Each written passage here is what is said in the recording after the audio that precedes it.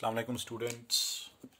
We are continuing electromagnetic waves.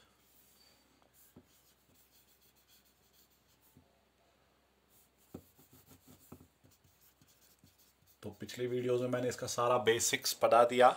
अब इसके numericals. But before coming on numericals, a little information about electromagnetic wave spectrum. यानी बहुत सारी waves ऐसी exist हो रही है which are electromagnetic waves. So there are the waves gamma rays, X rays, ultra violet,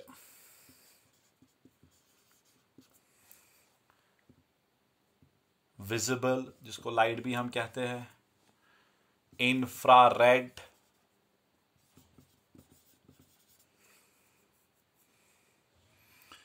microwaves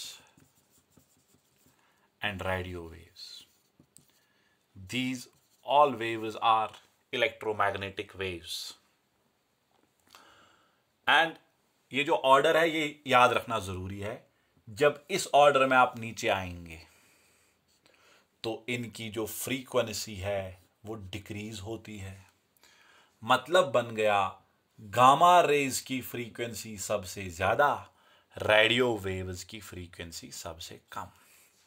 और यह भी आपको पता है अगर फ्रीक्वेंसी डिक्रीज तो वेव लेंथ फिर इंक्रीज होगी इनकी. Because all these waves follow this fundamental equation C is equal to nu lambda. Because all electromagnetic waves are propagating, are traveling with the velocity that is C, 3 into 10 raised power 8. ठीक है, तो हर एक की velocity vacuum में same है, तो फिर नू आ गया इनवर्सली प्रोपोर्शनल टू वेवलेंथ. तो यही है कि as we move down the order frequency will decrease but wavelength will increase. यानी गामा रेज की वेवलेंथ सबसे कम मिनिमम और इसकी वेवलेंथ सबसे ज्यादा. ठीक, अब आपको ये ट्रेंड याद रखना है. You have to remember this thing that now what is the acronym. There are number of acronyms by which we can remember this order. So the acronym is acronym. बहुत सारे acronym है मगर आप एक acronym याद रखिएगा. आप एक एक्रोनिम याद रखिएगा. क्या? गाड़ी XUV जू, जो आपको पता है इन माई रेंज. गाड़ी जू इन माई रेंज.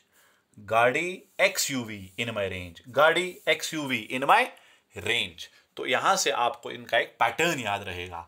इस पैटर्न में जब नीचे जाते हैं तो क्या होता है? Frequency wavelength decrease, wavelength increase हो रही है और फ्रीक्वेंसी बेटा डिक्रीज हो रही है.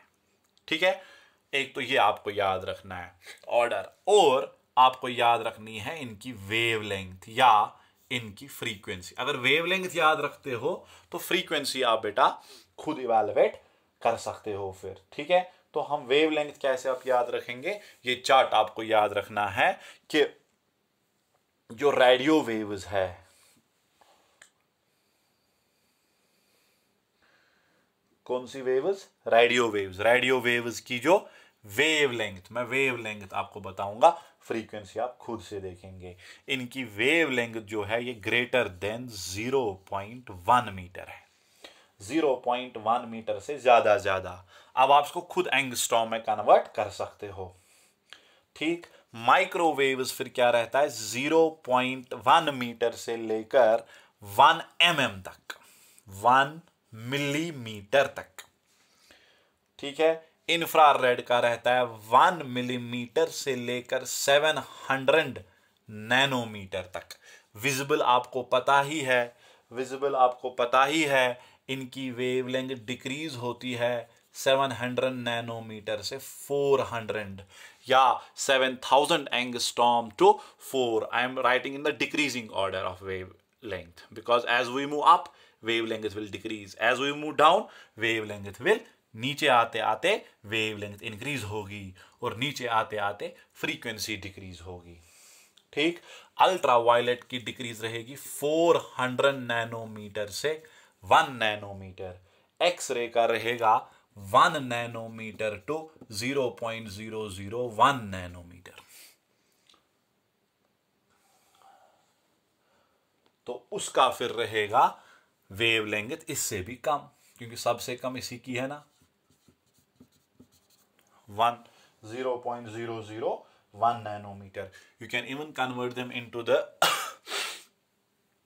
Metres, you can even convert them into the angstroms. तो ये चार्ट आपको याद रखना है. अगर ये चार्ट याद रह गया, आप फ्रीक्वेंसी का चार्ट खुद से आराम से बना सकते हैं, वहां पे आपको कोई प्रॉब्लम नहीं होगी. तो ये इलेक्ट्रोमैग्नेटिक वेव स्पेक्ट्रम आपको पता होना चाहिए. क्या एक्रोनिम है? गाड़ी जू इन माई रेंज. ठीक है. ये जो ऑर्डर आप लिख रहे हैं, इस ऑर्डर में फ्रीक्वेंसी डिक्रीज हो रही है, वेवलेंथ इंक्रीज. गामा रेज की फ्रीक्वेंसी सबसे ज्यादा, रेडियो वेव्स की फ्रीक्वेंसी सबसे कम.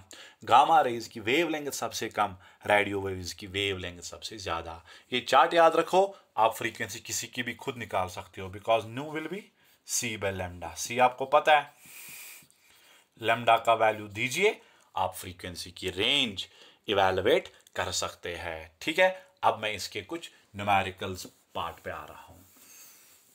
I am coming on numerical part of EM waves.